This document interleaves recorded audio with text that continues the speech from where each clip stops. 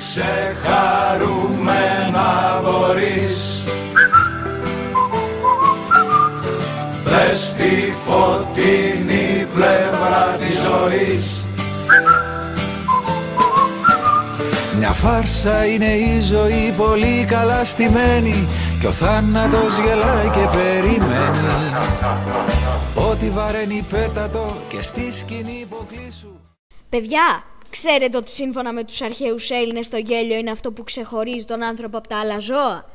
Αν δεν κάνω λάθος, ο Αριστοτέλης θεωρούσε τον άνθρωπο το μόνο γελαστικών ζώων. Τι εννοείς, ότι τα άλλα ζώα δεν γελούν? Όχι, και οι χιμπατζίδες, οι πίθηκοι και όλα τα ανθρωποειδή γελούν. Τουλάχιστον αυτά μέχρι στιγμής έχουν μελετήσει οι επιστήμονες. Ωστόσο, δεν γελούν με τον ίδιο τρόπο με τον άνθρωπο. Ξέρεις, στις ανθρώπινες κοινωνίες υπάρχουν πολλά είδη γέλιου. Το ειρωνικό, το σαρκαστικό, το αυθόρμητο, το τρανταχτό, το βουβό, το γέλιο της αμηχανίας και φυσικά το προσποιητό γέλιο.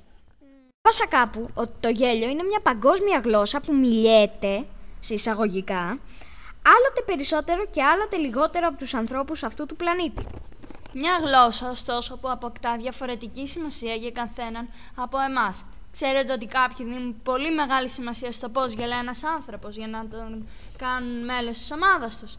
Θα σας γυρίσω αιώνες πίσω, αλλά λέγεται ότι ο Πυθαγόρας έκρινε για να δεχτεί κάποιον διαμαθητή από τον τρόπο που γέλαγε.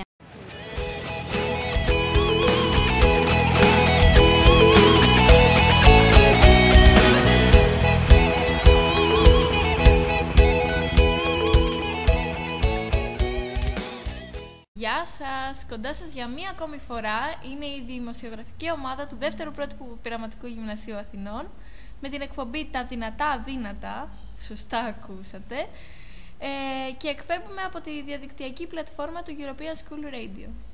Σήμερα θα σας κρατήσουμε συντροφιά για μία περίπου ώρα η Αρετή, η Ορνέλα και η Ματίνα. Στον ήχο έχουμε τη γενικότερη τεχνική υποστήριξή μας που παρέχει Φέη, την οποία και ευχαριστούμε θερμά. Φέη, θέλεις να πεις και κάτι εσύ? Ένα γεια. Γεια σας! Γεια σου, Φέη. Λοιπόν, αφού συστηθήκαμε, να περάσουμε στο κύριο θέμα. Τι εννοείς? Εννοώ να αρχίσουμε να μιλάμε για αυτό που θέλουμε, για αυτό που έχουμε συμφωνήσει να μιλήσουμε. Αλήθεια, με τι θα ασχοληθούμε? Γιατί μέχρι και χθες είχαμε ρίξει στο τραπέζι γύρω στις 10 προτάσεις, σωστά? Και δεν το παίρνει. Και δεν το παίρνει, είναι η Άνοιξη. Σας έβγαλα λίγο το ζουμί, δεν πειράζει. Λοιπόν, πες μας για την Άνοιξη. Να σας πω για την Άνοιξη. Είναι μία από τις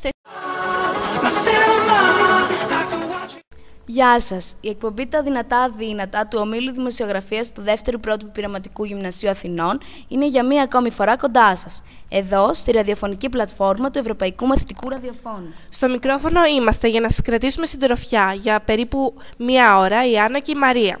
Τεχνική υποστήριξη μας παρέχει η Φέη, την οποία και ευχαριστούμε θερμά. Θέμα μας, οι ταινίες, ή μάλλον η μουσική που τη συνοδεύει. Άννα, τι πιστεύεις, θα μπορούσες να δεις μια ταινία χωρίς μουσική υπόκριση? Και βέβαια όχι, γιατί η μουσική σε μια ταινία παίζει σημαντικό ρόλο. Ναι, αφού πολλές φορές επιτείνει την αγωνία μας ή γενικότερα συνοδεύει τις περισσότερες φορές με ιδιαίτερο τρόπο την ταινία και την κάνει μοναδική. Άλλωστε, υπάρχουν πολλές ταινίες από τις οποίες γνωρίζουμε μόνο τα soundtracks και όχι την υπόθεση του έργου. Σήμερα, λοιπόν, αποφασίσαμε να σας παρουσιάσουμε κάποιες από τις πιο ευρέως γνωστές μουσικές ξένων ταινιών. Θα ξεκινήσουμε από τη δεκαετία των 60s για να φτάσουμε στα 90s. Ακριβώς επειδή τα soundtracks, όπως λέγονται ελληνιστοί, είναι τόσα πολλά και τόσα μοναδικά. Μπορεί να μην καταφέρουμε να σας ταξιδέψουμε σε ό,τι φαντάζεστε, αλλά ελπίζουμε να ακούσουμε και να μιλήσουμε τουλάχιστον για τα πιο αντιπροσωπευτικά. Και αγαπημένα μας. Θα ξεκινήσουμε με μια μουσική μελωδική, ρομαντική και δεν ξέρω τι άλλο να πω.